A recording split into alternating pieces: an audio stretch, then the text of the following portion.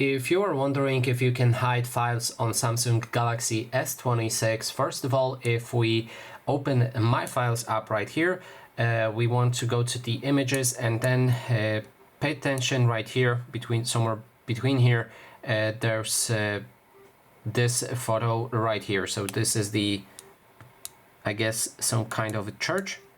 If you remember this image, and then we can go back to the home screen and open something called secure folder. So you can set up your secure folder. I've made a dedicated video on this channel called how to set up secure folder for Samsung Galaxy S26. You can watch it out if you like, and if you want to hide your files, it will be necessary. So now when we open our secure folder, we can click on these three dots and select hide files or add files. We can then select any type of a file, for example images, and then we can go for this specific church that I shown you in the beginning. We can then copy it or move it. If we want to hide it, we need to select move. And now this file will be moved, and we'll be able to see it right here in My Files for secure folder.